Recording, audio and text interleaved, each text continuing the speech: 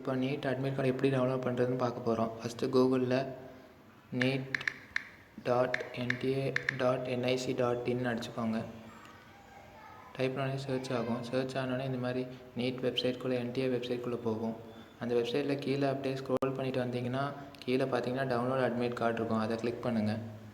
Click பண்ணோடனே இது மாதிரி லாகின் பேஜ் ஓப்பன் ஆகும். அதில் உங்களோட application number, date of birth, அப்புறம் செக்யூரிட்டி பின்னை கரெக்டாக கேஸ் சென்சிட்டிவாக அடிங்க. அடுத்து சப்மிட் கொடுத்தீங்கன்னா அடுத்த page self declaration form open ஆகும். அது செல்ஃப் டிக்ளரேஷன் ஃபார்ம் ஓப்பன் ஆகும். ஃப்ரெண்ட்ஸ், இதான் அடுத்த பேஜ் பார்த்தீங்கன்னா இதான் self declaration page. Self declaration form இப்படி தான் இருக்கும். அதில் உங்களோட நல்லா படித்து பார்த்துட்டு போடுங்க. நல்லா படித்து பார்த்து சைன் பண்ணுங்கள். ஃபஸ்ட்டு என்ன பண்ணணும்னு பார்த்தீங்கன்னா ஃபாலோயிங் ஃப்ளூ லைக் சிம்டம்ஸ், உங்களுக்கு ஃபீவர், காஃப் எதுவும் இல்லைன்னா இது பிளாங்காக விட்டுருங்க.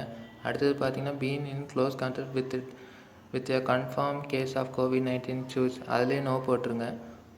பீன் க்ளோஸ் கான்டாக்ட் கூட கோவிட் இருக்கிறவங்க க்ளோஸ் கான்டாக்ட் கூட யாரோ இருந்தீங்கன்னான்னு கேட்டிருக்காங்க, இல்லைன்னு போடுங்க. அடுத்தது not been in close contact with person suffering, யாரோ COVID-19 நீங்கள் க்ளோஸ் கான்டாக்ட் அப்போ குவாரண்டைனில் இருந்திருக்கீங்களா இல்லை, எஸ் போடுங்க. அடுத்தது ஏதோ ட்ராவல் சிட்டி ஆஃப் வேறு கண்ட்ரிக்கு போயிட்டு 14 days அது நோ போடுங்க. அடுத்தது என்னென்ன பண்ணணும்னு பார்த்தீங்கன்னா இது பிளாங்காக விட்டுருங்க. அடுத்தது நோ போடுங்க. அடுத்து எஸ் போடுங்க. அடுத்து நோ போடுங்க. அடுத்து சப்மிட் கொடுத்தீங்கன்னா அடுத்து இது மாதிரி சப்மிட் கொடுத்தீங்கன்னா இது மாதிரி பேஜ் ஓப்பன் ஆகும். இதுதான் அட்மிட் நீட்டோட ஆல் டிக்கெட். இதுதான் நீட்டோட ஆல் டிக்கெட்டு.